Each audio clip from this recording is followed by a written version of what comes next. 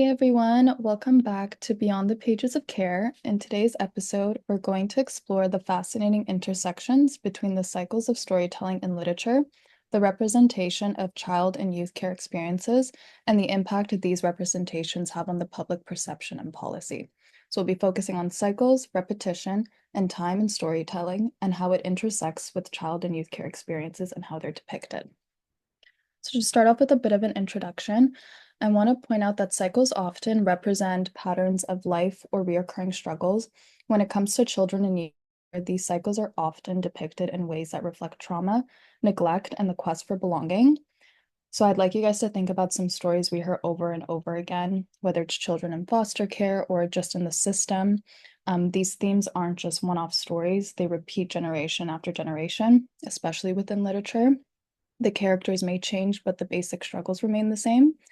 So, to open up a discussion, I want to know what you guys think about these repetitive narratives and how they shape how we view kids in the care, and ultimately, how does that impact the policies that govern their lives? If anyone wants to touch on that. I'll start. One of the things that I'm starting to see is some, children and youth are they're being placed in certain things like the live-in treatment or other aspects of day treatment, which is like a school setting.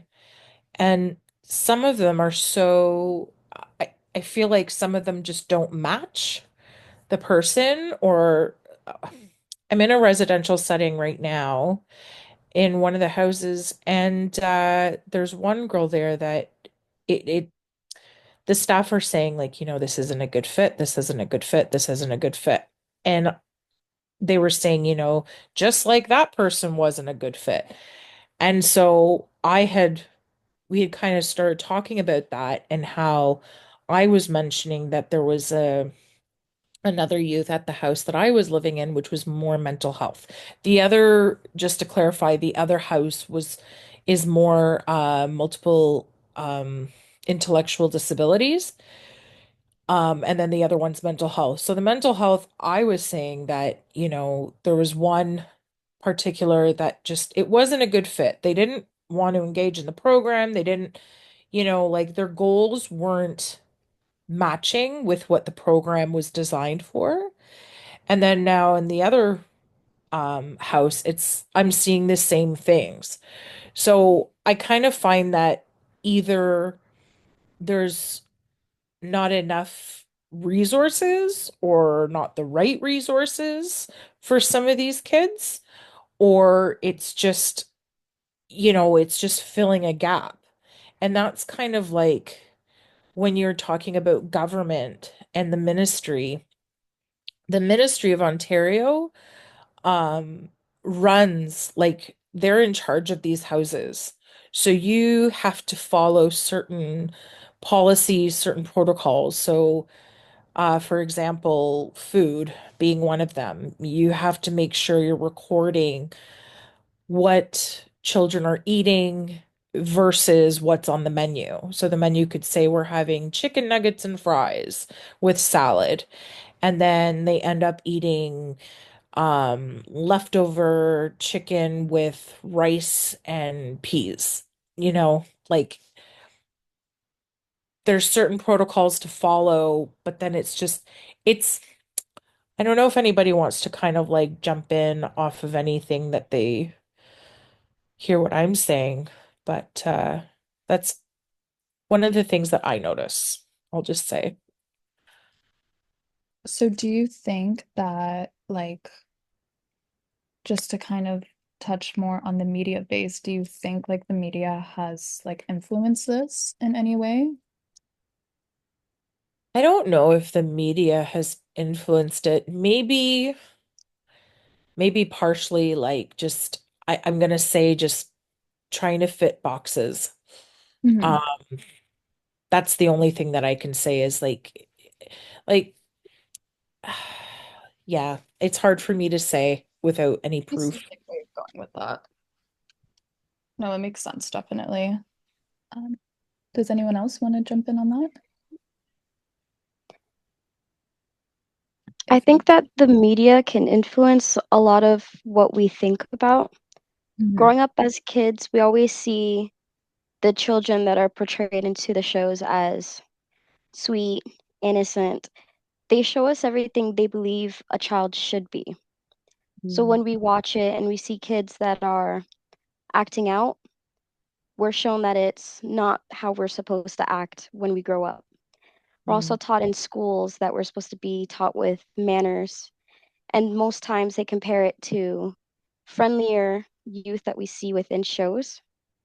So I think that media has a big impact in how we see ourselves growing up and eventually what we learn.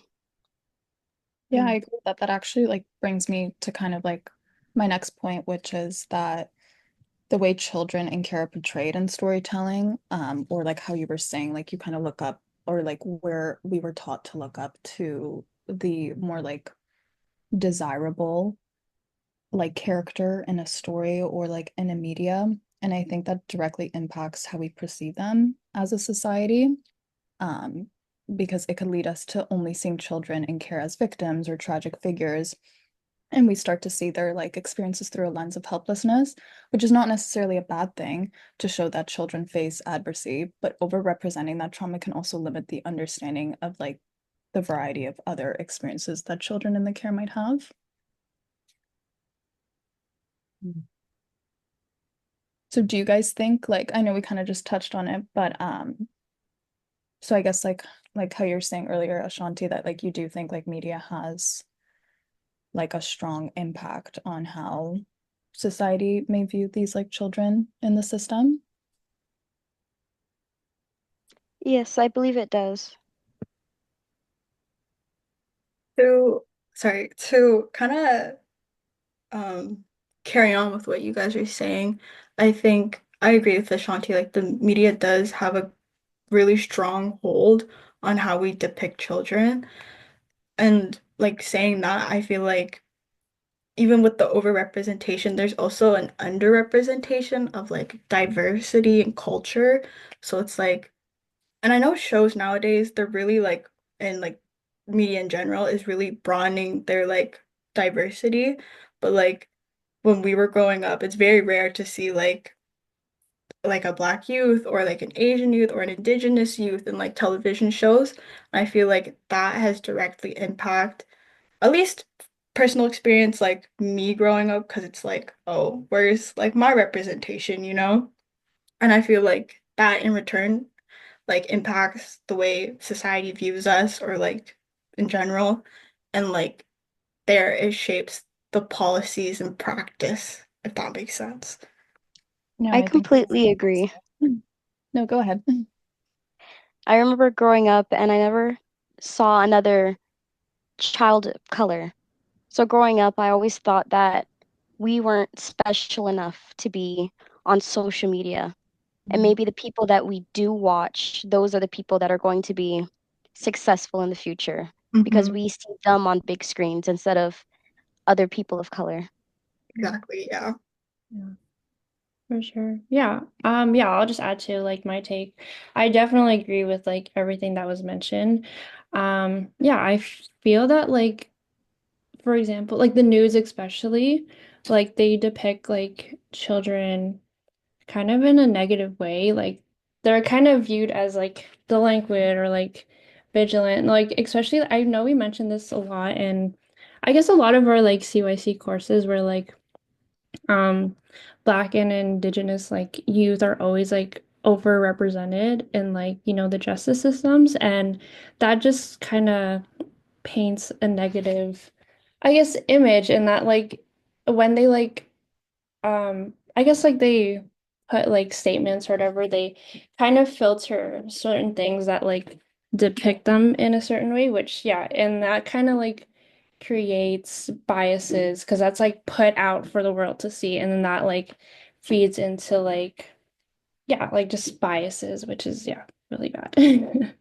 I also think like kind of like what you guys were saying earlier, like the way we grew up and like the things that we were exposed to in media or like shows or books, like when there were traumatic events that let's say involved children, it was like under like a darker lens. Like they didn't depict it in a way that shows that this is common and it's normal and it's like a part of like life or like a part of children.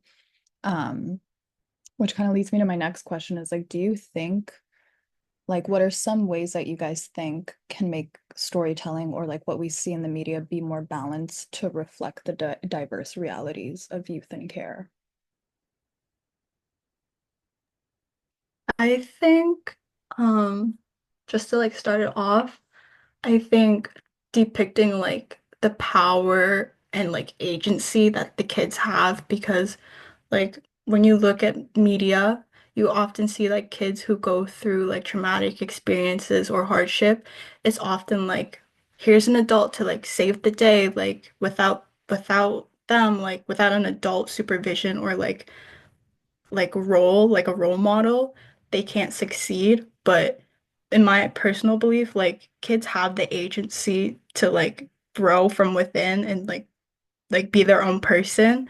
Like yeah, they might need an adult to what's it called to like help them navigate, but I feel like in media it's always like the adult is the one that's doing like this the heavy lifting and they're the one that's like um Almost taking credit for it. yeah, exactly. I also think like a lot of the times we see like or we hear these tragic stories, but then we don't focus on the success that happens oftenly, like that comes Yeah. from these challenges, which I think is important to be showcased.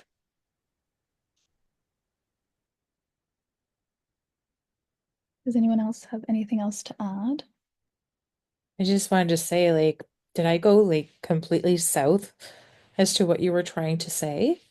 No, no, like especially with like the first prompt, I Oh, wanted okay. to do more like policies and like how that Mm, can govern their life.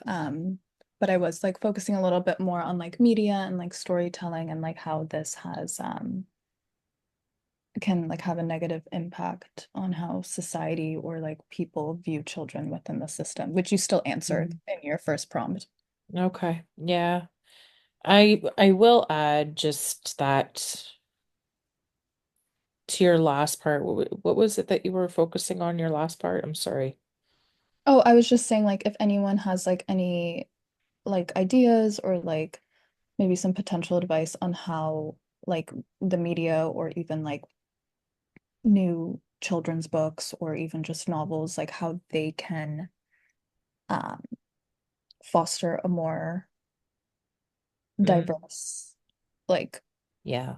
diverse realities of child and youth care, how they can be represented better than like how we were talking about how we grew up with certain stories and what we've seen in the media. Yeah. Well, I kind of feel like one of the things that isn't commonly seen, and I think some of this has to do with not only just the media and what it portrays and the kind of picture that it sets for us and what we see and what we kind of think is a troubled kid and what that looks like. And kind of having that skewed picture of what that might look like, right? Yeah, definitely.